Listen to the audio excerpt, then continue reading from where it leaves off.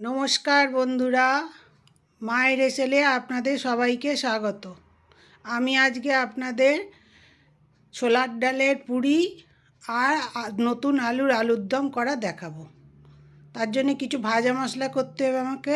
লঙ্কা, জিরে আর ধনে এটা আমি ভেজে নেব, আর ছোলার ডালটা আমি সেদ্ধ করে নেব। প্রেসার কুকারে ডালটা ধুয়ে নিয়ে প্রেসার কুকারে অল্প জল দিয়ে মাপ করে দিতে হবে, দিয়ে সেদ্ধ করতে হবে। একটু অল্প খাবার সোডা দিচ্ছি। খাবার সোডা দিয়ে অল্প জল দিয়ে যাতে ডালটা সেদ্ধ হয় সেই রকম পরিমাণে জল দিলাম, দিয়ে আমি ওটা সেদ্ধ বসাবো।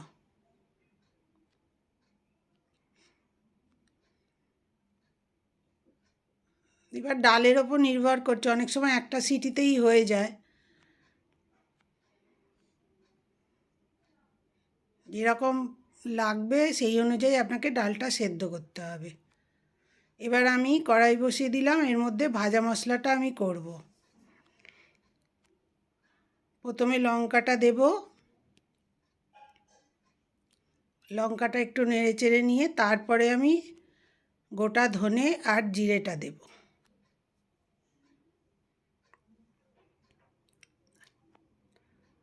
আপনি যদি আমার নতুন বন্ধু হন, প্লিজ আমার চ্যানেলটা সাবস্ক্রাইব করবেন, আর লাইক কমেন্ট করবেন, শেয়ার করবেন, আর আমার সঙ্গে থাকবেন। সকল বন্ধু আমার সাথে থাকবেন। আমার ভাজা মশলা হয়ে গেল, একটু ঠান্ডা করে নিয়ে তারপরে এটা আমি মিক্সিতে গুঁড়িয়ে নেব। একদম মিহি ডাস্ট করব না, একটু যাতে দানা দানা থাকে সেই রকম করব। এবার আমি কড়াই বসালাম, আলুর দমটা আগে করব। তার মধ্যে তেল দিলাম, তেজপাতা দেব, একটু ছোটো এলাচ দিলাম দুটো, 4টে লবঙ্গ আর একটু ডালচিনি আর অল্প জিরে। মশলাটা একটু সুন্দর গন্ধ হয়ে বেরোলে, ভাজা ভাজা হয়ে গেলে তারপরে আমি আলুগুলো দেব।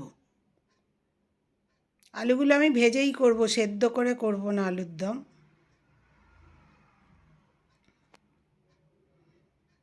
আলু ভেজে করলে আলাদা একটা টেস্ট আসে, ভেতর পর্যন্ত মশলাটা ঢোকে। যে নতুন আলুর দম, শীত পড়েছে, এখন নতুন আলু উঠেছে। একদিন এরকম করে ডালপুরি আলুর দম বাড়িতে করে খেয়ে দেখবেন, দেখে আমাকে কমেন্ট করে জানাবেন। আমি আলুগুলো দিয়ে দিলাম। এবার ওটাতে অল্প লবণ ছড়িয়ে দেবো আমি, দিয়ে আলুগুলো একটু ভাজা করব।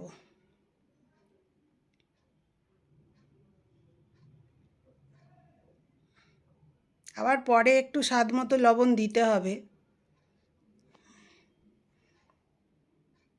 দেখুন আমার আলুগুলো বেশ লাল লাল করে ভাজা হয়ে গেছে।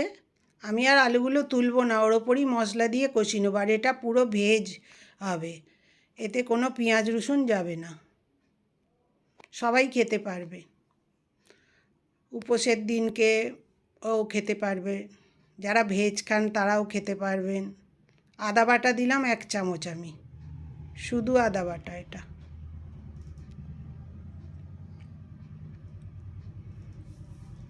তারপরে হলুদ দিচ্ছি,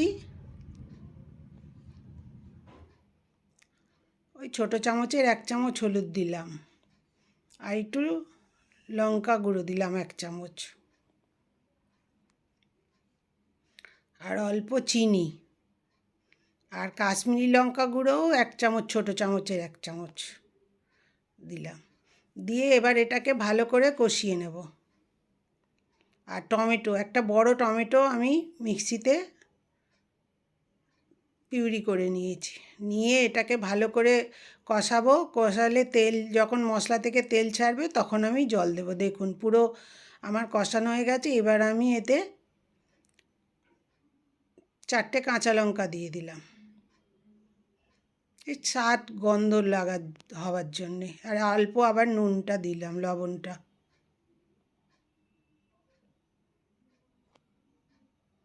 এবার আমি জল দিয়ে দিচ্ছি। আপনার যতটা গ্রেভি লাগবে সেই অনুযায়ী আন্দাজে জল দেবেন। তবে খুব বেশি ঝোল হলে ভালো লাগবে না খেতে। চাপা দিয়ে দিলাম। দেখুন, এবার একটু কসুরি মেথি দিচ্ছি আর অনেকটা ধনেপাতা কুচো দিয়ে দিলাম। আমার আলুর দম হয়ে গেছে। দেখুন, এইরকম ঝোল রাখলেই তারপরেই ঠান্ডা হলে খানিকটা আলুতে টেনে যাবে, ঝোলটা বেশ গাঢ় গাঢ় হবে। আর একটু যে ভাজা মশলাটা করেছি তাই একটু ছড়িয়ে দিলাম। এবার আমি একটু চাপা দিয়ে রাখি। দেখুন আলুর দমটা কত সুন্দর দেখতে হয়েছে, খেতেও খুব ভালো হয়েছে। আর এই যে ডালটা সেদ্ধ করে রেখেছিলাম সেটাকে আমি মিক্সিতেই পিষে নিয়েছি, নিয়ে তাতে একটু বিট নুন দিলাম, তারপরে একটু সাদা লবণও দিচ্ছি, একটু চাট মশলা আর একটু জোয়ান আর কালো জিরে দিয়েছি, সেটা দেখানো হয়নি আমার, আর ধনেপাতা আর অল্প চিনি, 1 চামচের মতো চিনি দিয়েছি। চাট মশলাটা দিলে বেশ একটু খেতে ভালো লাগে। আর এই যে ভাজা মশলাটা করে রেখেছিলাম তার 2 চামচ ভাজা মশলা দিচ্ছি স্টিলের চামচে, দিয়ে মশলাটা আমি মেখে নিয়েছি ডালটা। এবার আমি ময়দাটা মাখছি। আমি পুরো ময়দা দেব না, আটা ময়দা মিশিয়ে দিচ্ছি। 2 বাটি আটা দিয়েছি আর 2 বাটি ময়দা দিচ্ছি, ছোট বাটি। আর এই অল্প খাবার সোডা দিলাম, আর এবার অল্প লবণ দেব, দিয়ে আর ওই 4 চামচের মতো আমি সাদা তেল দেব ওতে, ওই ছোটো চামচের 4 চামচের মতো দিলাম। দিয়ে ভালো করে ময়দাটা মিশিয়ে নিয়ে তারপরে আমি ওটা মেখে ফেলবো। রুটির আটা যেরকম মাখে সেরকমই মাখতে হবে, মিডিয়াম, যাতে খুব নরমও না হয়ে যায় আবার শক্তও যেন না থাকে। দেখুন আমি ডালটা এরকম করে মেটে নিয়েছি। এবার আমি এর ভেতরে পুর ভরবো। এরকম করে হাতের মধ্যে 2টো বুড়ো আঙুলের সাহায্যে করে নিতে হবে, নিয়ে এবার ডালের পুরটা ওর ভেতর দিতে হবে, যতটা দেওয়া যায় আর কি। একটু বেশি করে পুর না দিলে তো খেতে ভালো লাগবে না। দেখুন এইরকম করে পুরটা ভরে নিতে হবে।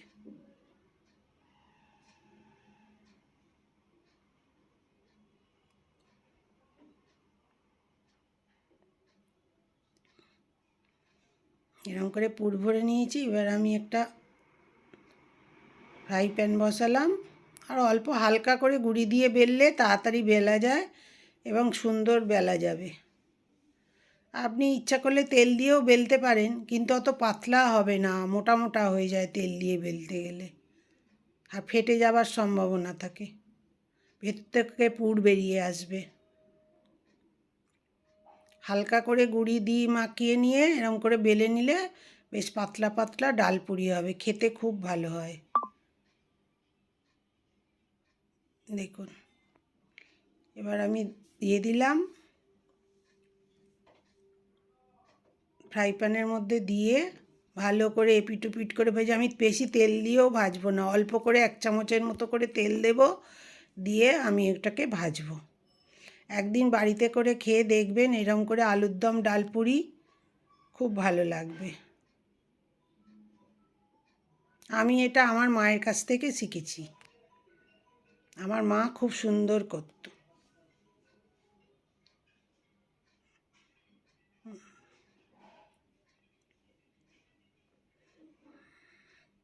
দেখুন কীরকম ফুলে উঠবে, এরকম করে পিট পিট করে ভাজতে ভাজতে পুরো রুটির মতো ফুলে উঠবে।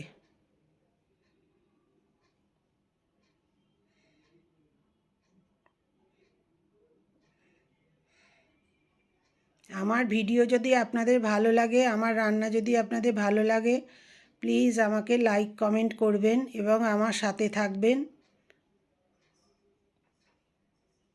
দেখুন অল্প করে তেল দিলাম।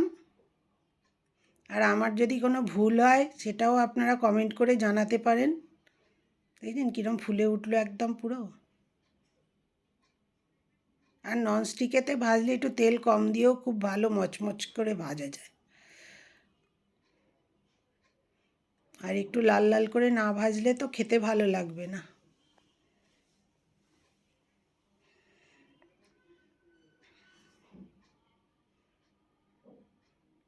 দেখুন দুটো দুটো করে ভাজতে গেলে কী হবে, খুন্তির কোনা লেগে ছিঁড়ে যায়, তাতে অসুবিধা হয়। তাই জন্য একটা করে ভাজাই সুবিধে।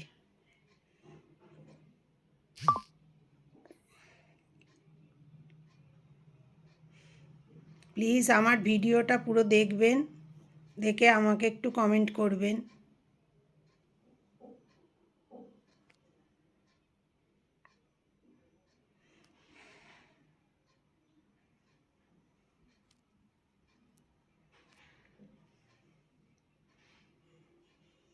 দেখুন কি সুন্দর অল্প তেল দিয়ে কি সুন্দর ভাজা হলো। আমার সব ডালপুরি ভাজা হয়ে গেছে। দেখুন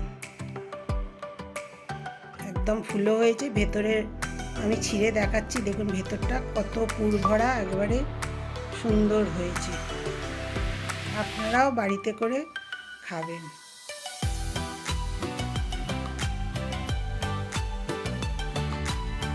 দেখুন কত সুন্দর। ধন্যবাদ, সকলে ভালো থাকবেন।